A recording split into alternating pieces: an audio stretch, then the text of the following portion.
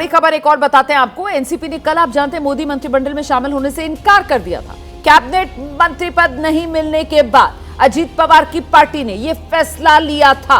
अजीत पवार की तरफ से कहा गया, अनुभव के आधार पर और कुछ ही दिन बाद हमारी संख्या संसद में बढ़कर 4 पर पहुंच जाएगी, इस लिहाज से हमें कैबिनेट मंत्री का पद मिलना चाहिए, लेकिन राज्य मंत्री स्वतंत्र प्रभार मिल रहा है जो हमें मंजूर नहीं। सुनिए। हमको राज्य मंत्री स्वतंत्र प्रभार के बारे में सूचना मिली, लेकिन मैं स्वयं भारत सरकार का कैबिनेट मंत्री पहले रह चुका हूं और इसलिए हमने उनको यही कहा कि भाई देखिए, ये आपने जो ऑफर दी है, हमें खुशी है कि आपने हमको एक सूचना भेजी, लेकिन मेरे लिए थोड़ा ये कठिन है कि हम ये पोस्ट को हम पूर्वी में मैं कैबिनेट मंत्री रहे कारण मैं नहीं स्वीकार कर सकता। इसमें कोई ऐसा मतभेद नहीं है, कोई मतलब जो भी कोई अटकलें लगाई जा रही, ऐसी कोई भी बात नहीं है। हमारा सपोर्ट बराबर एनडीए को है, कुछ उसमें कुछ गड़बड़ नहीं, आप फिक्र मत करो। कांग्रेस और हम एक दूसरे का हमेशा मान सम्मान ही किया है।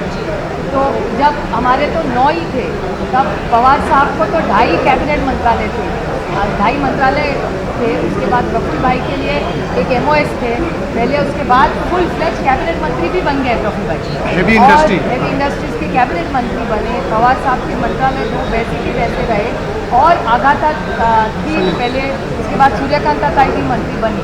तो ये सब हमारी, मेरे लिए कुछ नई बात है ये सब, क्योंकि हमारा कांग्रेस का रिश्ता हमारा हमेशा प्यार का, आदर का, विश्वास का रहा है। तो हमारे अलायंस में हमने बहुत अच्छी तरह सब काम साथ में किया है। तो देखिए, किरकिरी तो हो गई अजीत पवार की और इसी वजह से अजीत पवार की नाराजगी। सवाल ये, क्या कोई गुल खिलाएगी प्रदीप जी? नहीं, मुझे लगता नहीं। उनकी संख्या भी इतनी नहीं है। कुल लोकसभा में 1 सदस्य है उनका। उनको जो 5 सीटें मिली थी उसमें से 4 हार गए। जिस तरह की परफॉर्मेंस की उनसे उम्मीद थी कि वो अपना परफॉर्मेंस तो सुधारेंगे ही, बीजेपी को भी, और जो दूसरा शिवसेना का गुट है एकनाथ शिंदे का, उसको भी मदद करेंगे, ऐसा कुछ दिखाई नहीं दिया ज़मीन पर। दोनों को नुकसान हुआ अजीत पवार को लेने से, और सबसे बड़ा बीजेपी को नुकसान हुआ उसका जो भ्रष्टाचार विरोधी अभियान था, उसको इससे बड़ा धक्का जो है और कोई नहीं लगा अजीत पवार को लेने से जो लगा। तो इसलिए अजीत पवार की नाराज़गी का कोई बड़ा असर होगा सरकार के स्थायित्व पर तो नहीं होने वाला।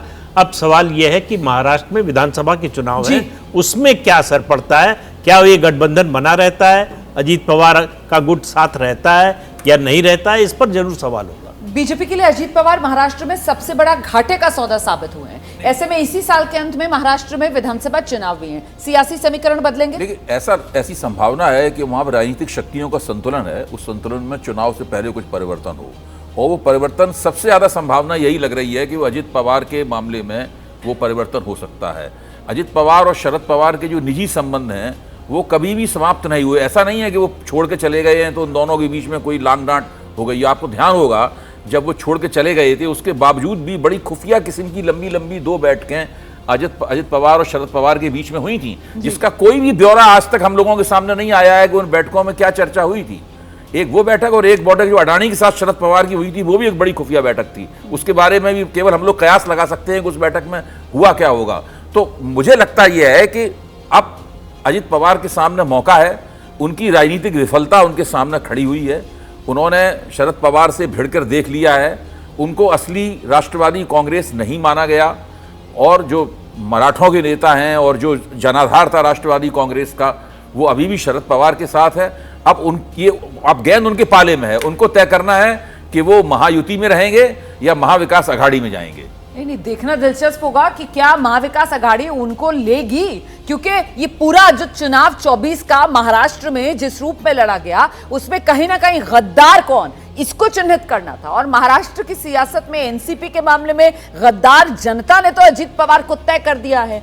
जैसे ही घड़ी का काटा दोपहर 2:30 पे आए, बबीता जी का दिल सास बहू साजिश के लिए मचल जाए।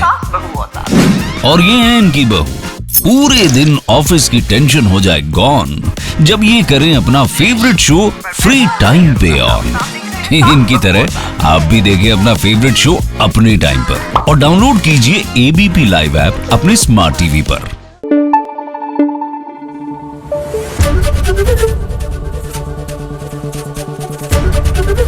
एबीपी न्यूज आपको रखे आगे।